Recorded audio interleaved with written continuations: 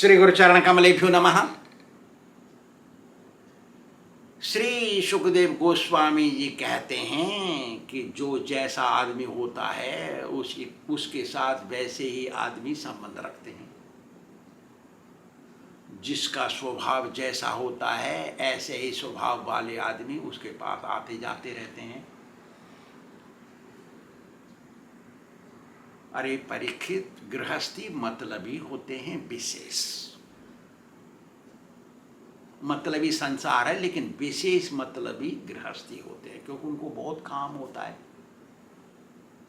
और ऐसे ही मतलबी लोग उनसे संबंध रखते हैं, उनके घर आते जाते हैं, उनको बुलाते हैं, वहीं पार्टियां होती हैं।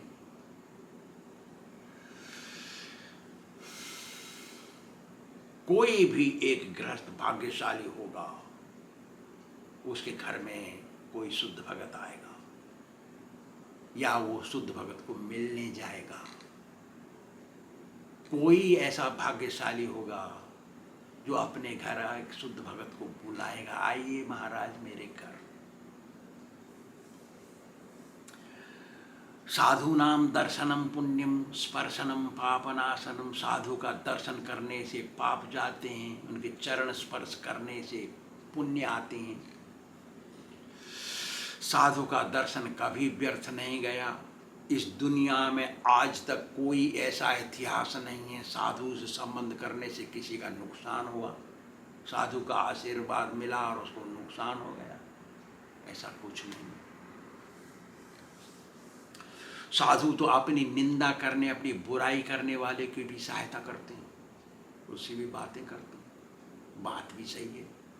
इस्कॉन ने हमारी बहुत बुराइयां की, लेकिन फिर भी जब वो आते थे हम उनके प्रश्नों का सही उत्तर देते थे।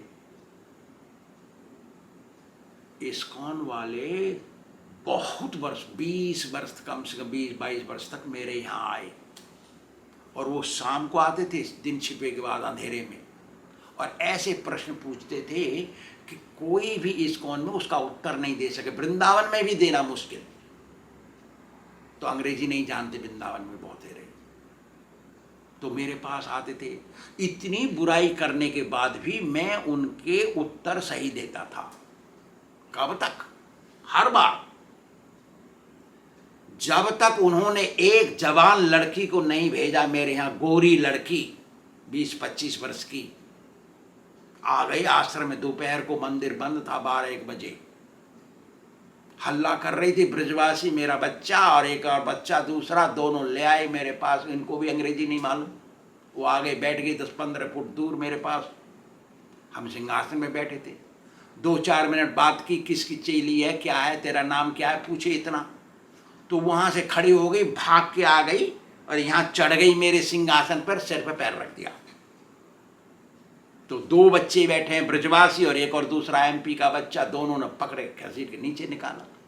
तो मेरे ऊपर मुंह भर के थूक दिया उसने।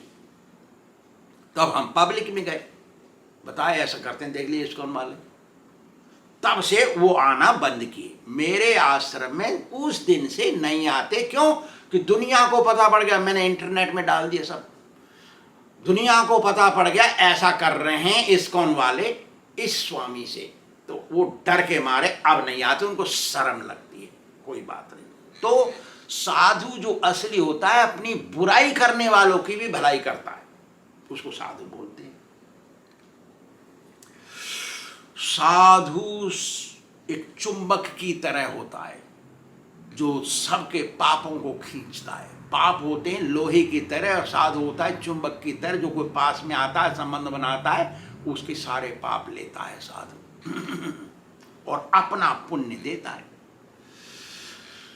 और भगवान से बोलता है, इसको मोक्ष दीजिए, उसको मार्ग सही रखिए, उसको सही करिए, उसको सही रखिए, उसका मन सही रखिए, ऐसा बोलता है भगवान से।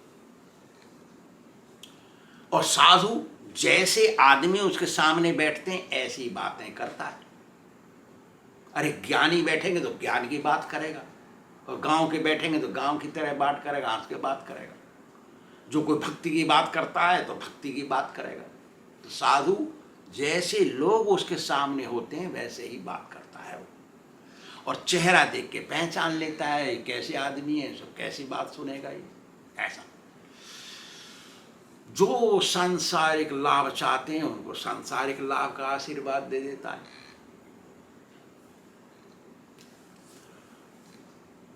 असली साधु केवल दूसरे की भलाई के लिए जिंदा रहता है, अपने खाने पीने भंडारा लूटने के लिए जिंदा नहीं रहता, अपनी पूजा पाने के लिए जिंदा नहीं रहता। असली गुरु चेला भी नहीं ढूंढता कि मेरा कोई चेला बन जाए।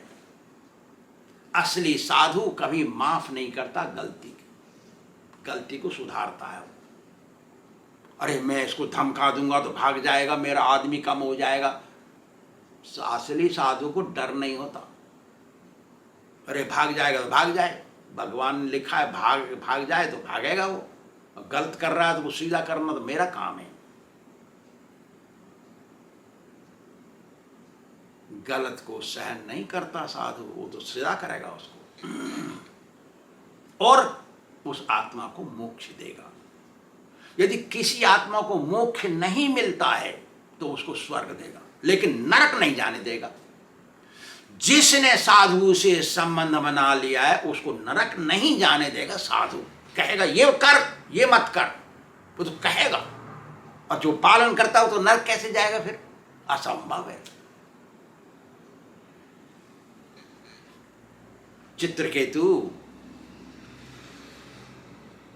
अंगिरा मुनि से कहते हैं, अरे महाराज आप तो ऐसे साधु हैं, आप तो विधाता के लिखे को भी मेट सकते हैं, उल्टा कर सकते हैं।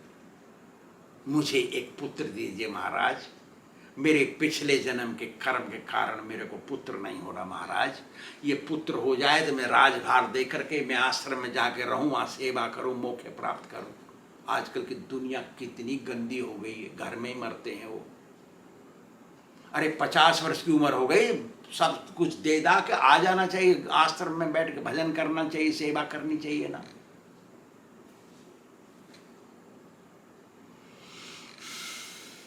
है महाराज, आप विधाता के लेख को उल्टा कर सकते हैं। ऐसा जब सुना अंगिरा मुनि ने पूछा, अरे ऐसे क्यों बोलता है भाई? चित्रकेतु से पूछा। ओ महाराज, चक्रवर्ती राजा, सारी सृष्टि के राजा है, पृथ्वी के राजा वो। उनसे बोल रहे, तू ऐसी क्या बात करता है भाई? ऐसा कैसे बोल रहा है तू? बता, उसका वो उदाहरण बता। अब तो महात्मा की बात कर, आज तो कलयुग आ गया, महात्मा की बात कहते हो तो वो तो उल्टा बोलते हैं, साधु से उल्टा चलते हैं। मेरे ही आश्रम में, मेरे आश्रम में आके मेरे पैसे से और मेरे उल्टा चला वो आदमी, मैं उसको धमकाया। बाहर रहने वाला आदमी मेरे पैसे से और हमको न बता करके ब्रजवासी को भी नहीं बताया उसने। कैसे आदमी है वो? ऐसे आदमी है आजकल। ऐसे नहीं है चित्रकेतु, वो तो असली आदमी है, वो नकली नहीं है आके ढोक लगावे और फिर गड़बड़ करे पीछे से। नहीं तो क्या हुआ? राजा बोले, महाराज मैं सत्य बात बता रहा हूं, सुनिए आप। पूर्व इतिहास बताऊं, ये त्रेता युग की शुरुआत की बात है। सत्युग का अंत हो रहा है, त्रेता युग शुरू हो रहा है, तब हुआ ऐसा चित्रकेतु का हिसाब। तो वो बोलता आज से लाखों हजारों वर्ष पहले का इतिहास में सही इतिहास बता रहा हूं महाराज, सुनिए। कि एक धनी आदमी था, उसका नाम था श्रेष्ठी। वो बहुत साधुओं की सेवा करता था, बहुत धन था, अपार धन, जवान आदमी, अपार धन। तो समझ में आ गया साधु की सेवा ही करनी चाहिए। महात्माओं को बुलावे, उनको दे, महात्माओं के पास जाए, उनको दे, उनके लिए आश्रम बनाए, उनके पुस्तक छपाए, बहुत काम करता था वो। लेकिन शादी होने कितने साल हो गए, बच्चे नहीं हो रहे। तो चिंता लग रही उस श्रेष्ठी को। श्रेष्ठी धनी आदमी, बहुत चिंता लग रही वो साधुओं की सेवा करे। एक चिंता खा रही उसको कि बच्चा हो जाए। पत्नी जवान, बहुत सुंदर पत्नी, स्वभाव में शील स्वभाव उसका, अच्छा स्वभाव, धार्मिक स्वभाव। एक दिन नारद जी आए उसके घर। कौन बोल रहा है ये? चित्रकेतु। किसको? अंगिरा ऋषि को। अंगिरा ऋषि मानस पुत्र हैं ब्रह्मा जी के, सुन रहे हैं वो। और ये हो गया हजारों वर्ष पहले, अंगिरा को भी मालूम है ये, लेकिन सुन रहे हैं वो। असली साधु चुप रहता है। तो सुनिए क्या होता है। नारद जी आए, नारद जी को चरण पखारे, थोड़ा जल पिया और पत्नी को बुलाया, पत्नी को पिलाया। तो नारद जी ने देखा ये दो ही आदमी है, घर में बच्चे के नहीं। अरे तुम्हारे बच्चे नहीं हैं? नहीं महाराज मेरे बच्चे, मैं बड़ा दुर्भागी हूं, मेरे बच्चे नहीं हो रहे हैं। अच्छा। तो उसने कहा महाराज मेरे पास अपार धन है, मैं साधुओं की सेवा करता हूं, ये मैं मर जाऊंगा तो कौन लेगा इसको? मुझे मालूम यदि हो जाए पक्का कि मेरे बच्चे नहीं होंगे, मैं सारा धन लुटाऊंगा साधुओं को, साधु उनका आश्रम बनवाऊंगा, उनके मंदिर बनवाऊंगा, उनको दे दूंगा और पुस्तकें छपाऊंगा, उनके नाम बखान करूंगा, सब कुछ, सब सारा खर्च करके मरूंगा मैं। मुझे पक्का मालूम हो जाए कि मेरे कोई संतान नहीं होगी। नारद मुनि सुने, फिर बोला वो श्रेष्ठ चुप है स्वामी जी। तो आप कहाँ से आ रहे हैं, कहाँ जाएंगे अब यहाँ से निकल के? पूछा। होशियार आदमी, धनिक तो होशियार होते हैं। उन्होंने कहा अरे तो मैं तो जनलोक से आ रहा था, वहाँ एक सम्मेलन था, उससे मिलके होके काम करके फिर मैं भगवान से मिलने जाता हूँ, सम्मेलन का कुछ इन्फॉर्मेशन उनको देने के लिए जा रहा हूँ। अच्छा, अब भगवान के पास जा रहे हैं? महाराज मेरी तरफ से जब बात करते रहेंगे आपको एक लाइन लगा दीजिए मेरी तरफ से कि मेरे को कोई बच्चा होगा कि नहीं, मुझे मालूम पड़ जाए तो मैं सारा धन साधुओं को दे दूं। बात तो बहुत अच्छी बोल रहा है वो। गए नारद मुनि भगवान के पास, बातचीत करते करते एक श्रेष्ठी की बात बता दी। इस श्रेष्ठी बहुत अच्छा आदमी है और धनी आदमी है, वो धन अपना आपका ही मंदिर बनाने के लिए, आपका आश्रम बनाने के लिए साधु सेवा में लगा देना चाहता है। एक बच्चा हो जाएगा कि नहीं उसको पता पड़ना चाहिए। तो भगवान बोल दिए इसको 7 जन्म तक बच्चे नहीं होंगे, इसने ऐसा कर्म कर रखा है पिछले जन्म में। भगवान बोले। तो नारद मुनि घूमगा, कुछ दिन एक दिन आ गए। अरे भैया मैं पूछा भगवान को तेरे बारे में, और भगवान बोले तेरे को 7 जन्म तक बच्चे नहीं होंगे। अच्छा ठीक है, चुप रह गया वो। तो अब पैसा उड़ा देना उसको, तो बनाना शुरू करे आप मंदिरों को। मंदिर बनाने में, एक मंदिर बनाने में कम से कम 10 वर्ष लगते हैं। तो आश्रम मंदिर बनाए, साधुओं को पुस्तक छपवाए और वो वितरण करवाए, और ऐसा हो लग गया। तो सब साधु आपस में बातें करते हैं, देखो कितना अच्छा आदमी है। तो एक स्वामी को मालूम पड़ गया, तो स्वामी जी भी उसके घर आए, माला झोली हाथ में, हरे कृष्ण कृष्ण कृष्ण हरे हरे, हरे राम राम राम हरे हरे करते करते उसके घर आ गए। श्रेष्ठी ने देखा साधु महात्मा आए, स्वामी जी आए मेरे घर में, तो बैठा ला उनको, चरण पखारे, पत्नी को बुलाया, पिलाया थोड़ा जल, साधु के चरण की धोवन आपने पिया, पत्नी को पिलाया। तो स्वामी जी ने पूछा अरे तेरी पत्नी तो बहुत अच्छी है, तुम्हारे घर बच्चे कहाँ हैं? न बच्चे नहीं है महाराज, यही तकलीफ है। अच्छा बच्चे नहीं हैं, ठीक है एक लड़का हो जाएगा, जाओ हम देते हैं, हम दे देंगे। नहीं महाराज मेरे बच्चे नहीं होंगे। तो उनका अच्छा 2 चाहिए तुमको? अच्छा तो 2 बच्चे दे देंगे, दे देते हैं हम, 2 बच्चे हो जाएंगे तुमको। नहीं महाराज नारद मुनि आए थे, भगवान ने बताया नारद मुनि को, नारद मुनि ने मुझे बताया 7 जन्म तक मेरे बच्चे नहीं होंगे। श्रेष्ठी बोला स्वामी जी को अच्छा तू 7 बच्चे चाहता है, 7 बच्चे हो जाएंगे तेरे, जा 7 लड़के होंगे तेरे। कुछ समय पश्चात स्वामी जी चले, हर साल पत्नी ने एक एक बच्चे दिए, 7 लड़के हो गए घर में। स्वामी जी 1 2 3। अब एक दिन घूमते घामते नारद मुनि आए, कैसा चल रहा है, उसने पैसा खर्च किया है कि नहीं मंदिर बनाने में? पैसा तो मंदिर बनाने में बहुत खर्चा हो गया, कुछ जो बचा बच्चे हैं घर में। मैंने स्वामी जी का सत्कार किया नारद मुनि का, तो बच्चे घूम रहे हैं घर में, 7 लड़के एक के बाद एक घूम रहे हैं, 1 वर्ष के बड़े फ्रेंड्स में। उन्होंने कहा ये बच्चे किसके हैं? नहीं आपके बच्चे हैं महाराज। अच्छा, नारद मुनि समझ गए थे इसके बच्चे।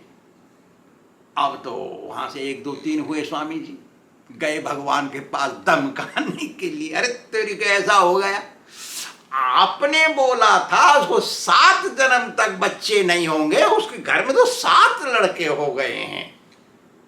आपने मेरा नाम बदनाम कर दिया, बर्बाद कर दिया, आपने मेरे को इतना हम्बल बना दिया, मुझे शर्म लगती है मुंह दिखाने में दुनिया में। आप बात भी सही है, अगर 7 जन्म तक बच्चे नहीं होंगे, बच्चे हो गए 7 तो भगवान ने सुना, भगवान बोले रे तेरी मेरी तबीयत खराब है इस समय बहुत ज्यादा, तू बात मत करे, तू जा। नहीं नहीं, अब भगवान का भगत है नारद मुनि, भगवान को तकलीफ है तो कैसे जाएगा वो? अरे कोई असली चेला है, स्वामी जी को, गुरु जी को तकलीफ हो गई, कैसे जाएगा वो तो असंभव, वो तो ठीक करेगा, पहले तो गुरु जी ठीक होने चाहिए। तो भगत का यही लक्ष्य है। तो महाराज क्या हो गया भगवान ना, आप मेरे को बहुत तकलीफ है, तू यहां से जा, नहीं दवाई बताइए, क्या दवाई ले आऊं जिससे आपकी तकलीफ जाए? तो उन्होंने एक चाकू दिखाया भगवान नारद मुनि को, ले इसको पकड़ा नारद मुनि, जाओ किसी शुद्ध भगत का हृदय काट के लाओ और तब वही मेरी दवाई है। अब तो नारद मुनि चाकू लेकर घूमे सब जगह, सारी पृथ्वी में घूमे, भक्तों के, शुद्ध भक्तों के पास गए, भौतेरों के पास। तो शुद्ध भक्त भगवान को तकलीफ हो गई। आज तेरी के झूठ बोल रहा है तू, भगवान को कैसे तकलीफ? तो तकलीफ सुधारते हैं, तकलीफ निकालते हैं दूसरे की, उनको तकलीफ हो गई। अरे उनको तकलीफ है तो दूसरे की तकलीफ कैसे निकालेंगे, वो दूर करेंगे? विश्वास नहीं होता नारद की बात। और नारद मुनि तो सत्य बोल रहे हैं, तकलीफ है भगवान को, भगवान तो झूठ बोलेंगे नहीं। बहुत साधु संत तो हंसने लगे, अरे झूठ बोलता है, वैसे ही भगवान को तकलीफ, ऐसे कैसे हो जाएगा? ये सृष्टि उन्हीं ने सृष्टि करी है, सब कुछ उनका है। बात भी सही है, भगवान को तो तकलीफ होगी नहीं, होने ही नहीं चाहिए। तो अब घूम घाम के नारद मुनि वापस पहुंचे भगवान के पास। महाराज कोई नहीं दे रहा है अपना दिल काट के, मैं बहुतों के पास गया, बड़े अच्छे अच्छे शुद्ध भक्तों के पास गया, बहुत तो बोलते हैं तकलीफ नहीं हो सकती उनको, वो तो दूसरे की तकलीफ निकालते हैं, उनको तकलीफ कैसे हो जाएगी? अरे बीमार डॉक्टर दूसरे बीमार को कैसे ठीक कर देगा? उसको तो डॉक्टर तो सही होना चाहिए, गुरु शुद्ध होना चाहिए, भगवान से मिला होना चाहिए, तभी तो किसी को मोक्ष देगा वो। ऐसे कैसे दे देगा बीड़ी चाय तम्बाकू पीने वाला गुरु अनपढ़? असंभव बात है। ऐसे बोल रहे हैं, हंस रहे हैं। भगवान बोले अच्छा ऐसा बात है क्या? तू गया गंगा जी के किनारे? नहीं गया मैं। अच्छा वहां पे एक झोंपड़ी है, फलाना स्वामी रह रहा है वहां, माला झोली करता है वो, उसके पास जाओ। भेज दे नारद मुनि को, चाकू तो हाथ में लगाए, आ गए नारद मुनि स्वामी जी के पास। कौन सा स्वामी? वही स्वामी जो श्रेष्ठी के घर आया था। देखिए पहुंच गए नारद मुनि स्वागत किया नारद मुनि का, और स्वामी जी बैठ गए दोनों स्वामी। स्वामी जी से बात कर रहे हैं, स्वामी जी से पूछ रहे हैं। बोले क्या हाल चाल है आजकल? चाकू कैसे लगा हाथ में? ना भगवान बीमार हो गए हैं। अच्छा बीमार हो गए, उनको क्या चाहिए? ना शुद्ध भगत का दिल चाहिए। फट से खींच लिया चाकू, नारद मुनि से खींच लिया, झपट्टा मार के खींचा चाकू को और लिया घुसेड़ने के लिए दिल में। जब तक यहां तक आ गए भगवान ने आए, पकड़ लिया हाथ, चाकू छुड़ा लिया। भगवान चतुर्भुज आ गए। देखा नारद, ऐसे भगत विधाता के लेख को मिटा सकते हैं। ये तेरे पास भी दिल था ना, तू भी तो मेरा भगत है ना, और मैं बीमार था ना, मैंने चाकू दिया ना तुमको, तूने अपना दिल काट के क्यों नहीं दे दिया? बताओ। नारद मुनि चुप। बात भी सही है, इसलिए नारद मुनि नहीं दे पाए उस श्रेष्ठी को कोई पुत्र।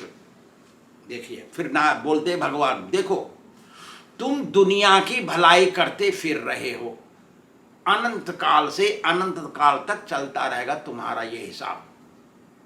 दुनिया की भलाई के लिए तुम्हारा मूवमेंट है, चलना फिरना घूमना। इसलिए तुम्हारा कोई दोष नहीं है। देखिए ये भगत यही विधाता की लेखनी को मिटा करके दोबारा लिख सकता है। इसने लिखा, इसी की कृपा से उसको 7 बेटे हो गए हैं। चित्रकेतु अंगिरा मुनि को बोल रहे हैं, देखिए महाराज आपके पास भी वही सिद्धि है, वही चमत्कार है, वही तपस्या का प्रभाव शक्ति आपके अंदर है। आप विधाता की लेखनी आप मेट सकते हैं। कृपया करके मुझे एक लड़का दे दीजिए जो संभाले राज्य को। मैं आश्रम में जाकर वो भजन करना चाहता हूँ। मेरे ऊपर कृपा करिए जिससे मुझे मोक्ष मिल जाए, यही एक साधन है। मैं राज्य को छोड़ करके असहाय अवस्था में छोड़ करके जनता को नहीं जा सकता। आप मेरे पर कृपा करिए, एक कृपया एक पुत्र प्रदान कीजिए। अब तो दानव मुनि फंस गए। अच्छा भाई देंगे एक बेटा देंगे तेरे को। ऐसा सुनकर के चित्रकेतु को बड़ा हर्ष हुआ। आगे की बात आगे कहेंगे। श्री राधा गोविंद भगवान की जय।